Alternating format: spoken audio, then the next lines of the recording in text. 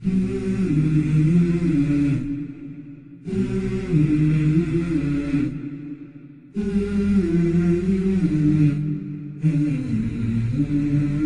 lebih 105 orang, yang 105 jiwa yang masuk Islam, dan sebagian sudah mundur dan kembali ke gereja asal mereka. Dan masuknya kami sebagai orang Islam itu dengan kemauan sendiri, dan tidak ada orang Islam di tengah-tengah kami yang mempengaruhi atau mengajak. Ini salah satu perhatian seluruh umat Islam se-Indonesia. Kami dibesarkan dari basis Kristen dulu, termasuk adik-adik saya, termasuk bapak saya. Dari kecil kami dibesarkan sebagai anak Kristen. Tetapi kenapa hari ini anak seorang pimpinan atau mantan pimpinan gereja Protestan bisa menjadi orang Muslim? Baik, mungkin yang paling jelas saya harus menguraikan, saya dan bapak saya dan saudara-saudara saya yang lain yang sudah mualaf, kami tidak semudah yang bapak bayangkan kami masuk Islam. Proses sangat panjang. Pertama-tama kami masuk Islam itu bukan karena dipengaruhi, bukan karena ini, tetapi ada seorang mantan pendeta. Beliau adalah mantan pendeta Dr. Muhammad Yahya, mantan alumni, mantan dosen di Papua, kelahiran Manado. Beliau berdakwah lewat HP karena kami di sana tidak punya komunikasi yang lancar, sehingga rekaman itu tersebar di seluruh pelosok-pelosok Mentawai, saya katakan. Sehingga dengan rekaman itu saya mengambil satu kesimpulan bahwa beliau menggarisbawahi orang Kristen mati, dia masuk neraka. Itu alasan beliau ya? Itu alasan. Terus Pak Tizarwan sendiri dari situ mencari tahu. Dan saya sangat terpukul sekali pada saat itu, karena saya juga pengkhotbah, karena bapak saya juga pimpinan majelis gereja, dan beliau sangat tidak terima apa yang kami lakukan pada saat pertama kami mendengar ceramah beliau. Dia mengatakan ini perlu diperlurus. Sama sekali kami tidak ada cita-cita masuk Islam. Sama sekali tidak ada cita-cita. Tetapi dengan kami tidak terima hal seperti itu, kami berbalik berpikir bahwa beliau itu adalah mantan pendeta, mantan rektor Papua, rektor teologia. Dia bisa mencetak para pendeta-pendeta karena dia sebagai dosen, dan makanan sehari-harinya adalah isi bibir atau isi kitab. Tapi kenapa beliau bisa mengatakan hal itu? Di sana kami banyak belajar.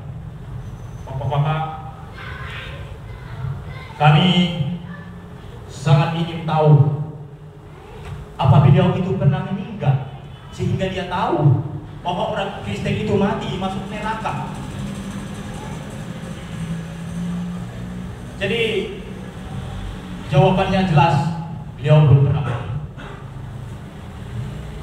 Tetapi kami tidak mau tahu hadis apa, ayat apa yang dibunyikan itu, dan kami harus mempelajarinya sendiri, bukan dari orang lain. Selama berapa bulan dipelajari? kurang lebih 9 bulan, hampir 1 tahun. Jadi kami tidak semudah itu dikatakan dari Kristen masuk Islam, semudah membalikan telapak tangan, tidak. Kesimpulannya Pak, Pak Munarwan, intinya Islamlah yang paling benar. Karena pada saat itu kami lakukan studi banding. Studi bandingnya begini. Beliau di akhir ceramah beliau mengatakan, ayo dong ikut saya, lihat saya mantan pendeta. Artinya dengan makna beliau mengajak, bukan berarti kami harus ikut, tetapi kami belajar dengan makna itu. Dia sudah tidur dengan isi Alkitab, tetapi beliau sudah menjadi umat Islam, sudah berbalik ke Islam. Artinya kita mungkin lebih banyak belajar kepada beliau. Ya, singkat Pak, intinya itu Pak Munarwan ini terinspirasi oleh Dr. Waloni yang banyak di CD. Beliau adalah rektor daripada Universitas Kristen di Papua Mantan ya. Maka dari situ terbukalah hati untuk Pak Munarwan mempengaruhi jemaat-jemaat gereja yang lain. Singkat saja Pak, harapan Bapak untuk Muslim yang ada di Jakarta ini apa Pak? Dan khususnya masih Istiqomah Pak. Singkat saja Pak. Saya tidak terlalu banyak perintah, tetapi saya hanya meminta kami di sana perlu pemimpin, pembina atau dai. Tetapi sekali lagi saya bukan tidak percaya kepada dai-dai, karena kami atau lingkungan kami adalah basis Kristen, dan harapan saya mewakili umat-umat mualaf di sini surah atau semuanya Allah meminta dai yang profesional. Yang profesional artinya dia bisa mampu mengatasi persoalan, baik adanya ria-ria, ancaman, baik itu di lingkungan mualaf itu sendiri yang masih belum mampu, belum bisa apa-apa, dan juga anak-anak kita perlu dituntun dan diajarkan mengaji. Jadi sampai hari ini kami belum pernah tersentuh oleh tuntunan. Sampai hari ini saya menghitung sudah termasuk 32 hari saya menjadi mualaf. Menjadi Islam. Itu harapan. Berarti kita harus pilih dai ya. Harapan kami. Yang kedua, perlu ada pembangunan musola Pak?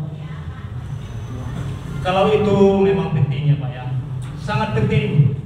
Tetapi yang prioritas itu adalah dai.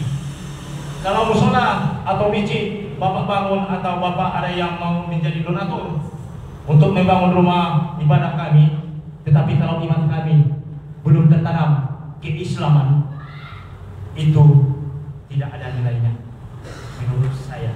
Baik Pak Munarwan, terima kasih banyak atas kunjungan pendapat. Silakan Ustaz Zul memberikan sambutan lagi mengenai ini. Barakallahu fikum. Masyaallah muslimin yang kami muliakan.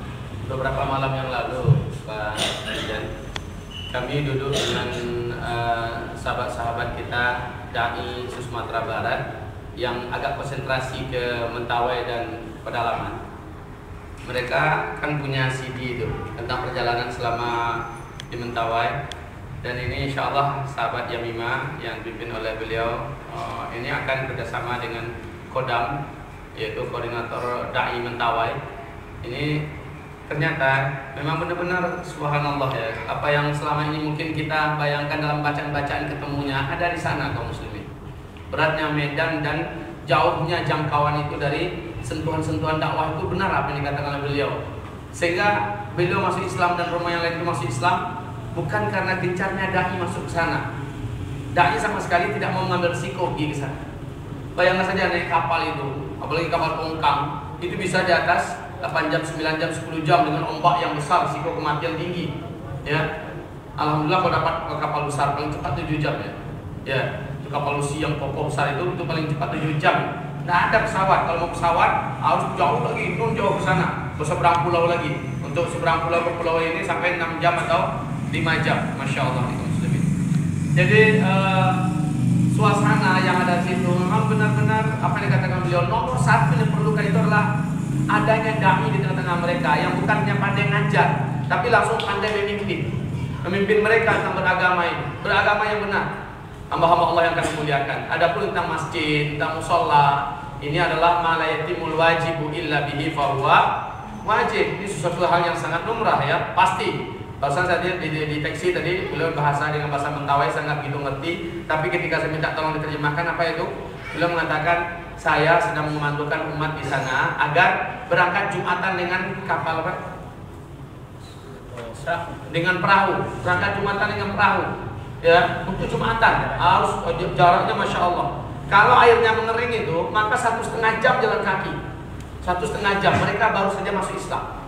Di shootingan yang kita saksikan itu, maaf ini, ternyata di tengah-tengah saudara kita itu dan penduduk di sana itu, lalu lalangnya babi itu kayak lalu lalangnya kucing dengan kita. Nah, jadi makan nih babi ada nih mau semua macam saking awalnya ya.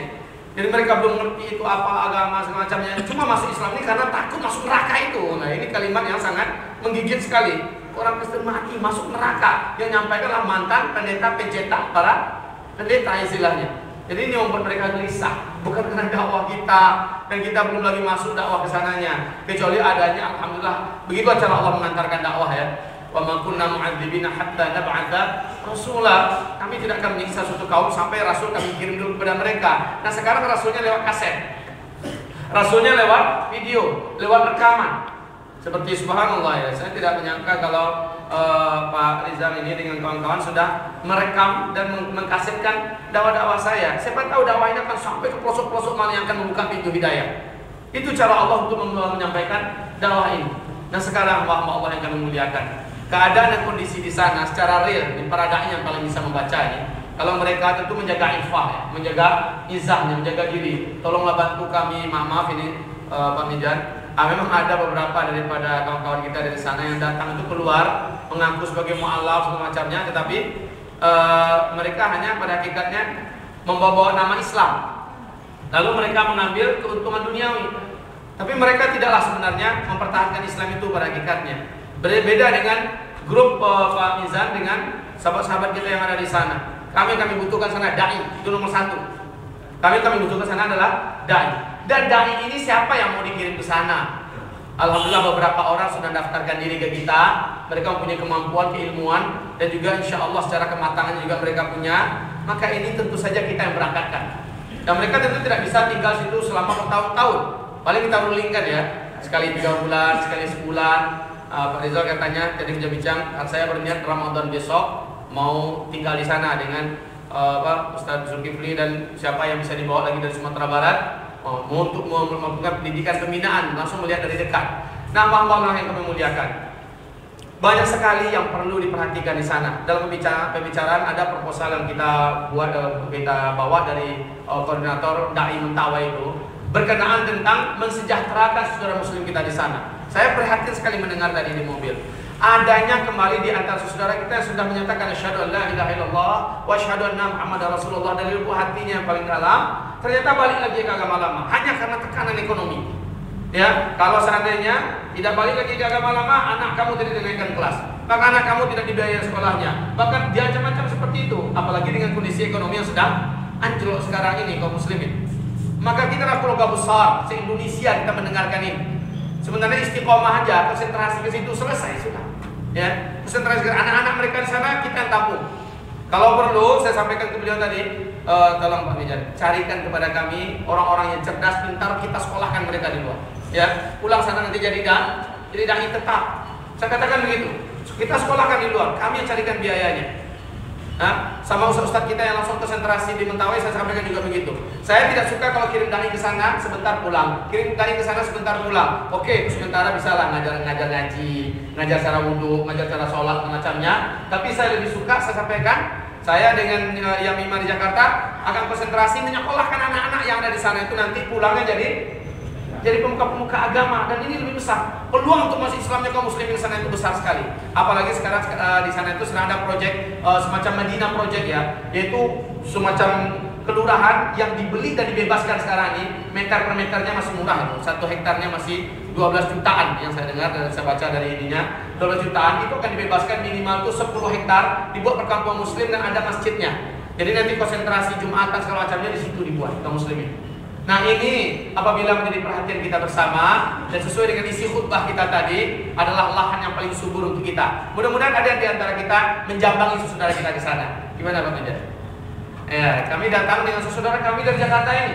Kita langsung lihat Pak, sudah ada maunya rumah kampung untuk kita istilahnya kan. Kita lihat dari dekat. Kita lihat dari dekat bahwa asnaf zakat yang 8 itu mereka berhak seluruhnya menerima. Sementara kita kadang-kadang di Jakarta ini susah menerima siapa. Dan mereka berislamnya sungguh-sungguh, serius. Bukan berislam karena ikut-ikutan, serius. Mereka butuh seluruh apa yang bisa mencerdaskan mereka. Ini nomor 1 sekali kaum muslimin. Dan itu tentu saja bukan hanya orang, tentu saja didukung dengan sarana dan prasarana. Ini tugas kita bersama. Ini keluarga besar akan bekerja sama. Jadi kaum muslimin yang kami muliakan, mungkin itu Pak Rizal dan Pak Dijan, barakallahu fikum. Saya hanya mengimbau kepada kita, ayo gerakkan hati kita dan gerakkan kemampuan kita. Kalau nggak sanggup kita berangkat, ganti diri kita yang berangkat ke sana. Nah, bayangkan saja kemampuan apa yang bisa kita curahkan, yang kita kerahkan. Akan bertambah harta kita, akan lapang rezeki kita, akan sembuh penyakit kita, akan dimudahkan oleh Allah urusan kita, insya Allah Taala. Jadi kepada kawan-kawan nanti dan bapak-bapak, jangan pilih-pilih, jangan pilih-pilih. Asma radhiyallahu anha berkata kepada Rasulullah, saya yang saya punya hanya pemberian dari suami saya Zubair. Cuma itu yang saya punya. Bagaimana Rasul? Saya sedekahkan enggak? Kata Rasulullah, kamu mau Allah pilih-pilih untuk diberikan kepada kamu, atau Allah mau berikan segala-galanya kepada kamu? Kalau kamu pilih-pilih, Allah akan pilih-pilih juga mau memberikan kepada kamu. Jadi kepada kita kaum muslimin, jangan pilih-pilih untuk diberikan kepada agama Allah ini. Maka Allah tidak akan pilih-pilih juga apa yang akan diberikannya kepada kita. Subhanallah. Baik kaum muslimin yang kami muliakan, kawan-kawan silakan bergerak. Kaum muslimin yang nggak ada buat sekarang nanti bisa diantarkan kepada pengurus, insyaallah. Yang mau berangkat bisa berangkat, kita akan fasilitasi. Tinggal kontak saja saya nanti ke Sumatera Barat. Saya hubungkan dengan koordinator utamanya, yaitu Sobir. Beliau adalah salah seorang yang ahli tafsir insyaallah dan sangat tawadhu, dan beliau sangat menguasai tentang masalah dakwah di Mentawai ini. Bersama-sama kita akan antarkan Bapak jika ada yang mau silaturahmi ke sana. Baik, terima kasih. Demikianlah